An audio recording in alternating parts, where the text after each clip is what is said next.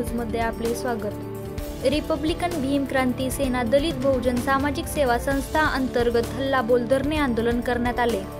Kalepadal police स्टेशनचे वरिष्ठ police निरीक्षक मानसिंग पाटील हे महिलांना एकेरी भाषेत बोलणे, अरेरावीची भाषा करणे, महिलांशी गैरवर्तन करून अपमानास्पद वागणूक देणारे, महिलांचा आदर न करणाऱ्या अशा पोलीस निरीक्षक मानसिंग पाटील यांना तात्काळ निलंबित करण्यात यावे, त्यांची खात्रीनिहाय चौकशी करावी अशा मुजोर अधिकाऱ्यांचा जाहीर निषेध करून त्यांना पोलीस सेवेतून बडतर्फ करण्यात यावे। यासाठी पोलीस उपायुक्त पुणे झोन 5 राजकुमार शिंदे यांच्याकडे निवेदन करण्यात आले।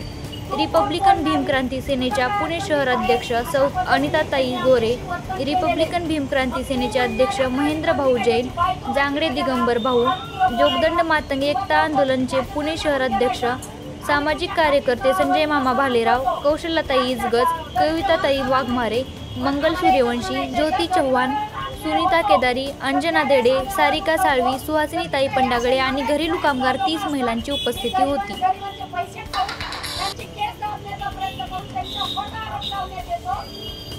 आम्ही सोसायटीत जाऊन चौकशा केल्या तर तिथं सुद्धा पोलीस अधिकारी गेलेले नाही चौकशीला, कोणताही पोलीस सोसायटीमध्ये गेलेला नाही। आम्ही गेटवर पण बोललो जाऊन, गेटवर वाचण्याला विचारलं तिथं पण नाही। काही सोसायटीचे लोक आहेत त्यांना आम्ही चर्चा केली, ते म्हणले की कोणते पोलीस आले नाही, काही चौकशी झालेली नाहीये।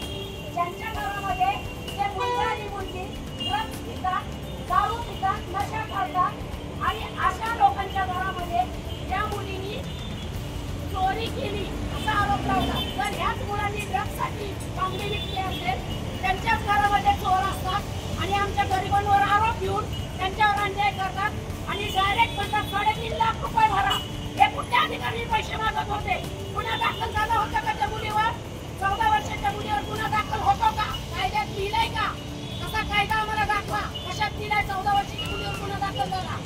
आणि त्यांच्या आई वडिलांना सतत त्याने बोलून तिथं 8 दिवस ते लोक सतत पोलीस स्टेशनला जाऊन बसत असतात। आम्ही विचारणा केल्यानंतर आम्हाला आगातुकीची भाषा करण्यात आली आणि त्यांनी आम्हाला सविस्तर सांगायचं ना की त्यांनी असं केलं। आम्ही पण त्या मुलीला विचारलं, घेतलं असं तिच्या आई वडिलांना विचारलं, त्यांनी नाही। आणि आम्हाला माहिती की विश्वास ती आमची सभासद आहे आणि त्या मुलीला आम्ही विश्वास देतो की त्या मुलीने विचारणा केली असता तिच्याकडे काही न मिळाले, पण फक्त त्यांचा पैसा, त्यांच्या पैशाला मास देऊन ज्या बिल्डरचा फोन येते नातेवाईक, त्या बिल्डरने पोलीस खात्यातल्यांना पैसे देऊन हे फक्त गरिबांचा छळ लावले। अशाच ताज्या बातम्या पाहण्यासाठी आमचे YouTube channel Ranragini news like, share, subscribe करा।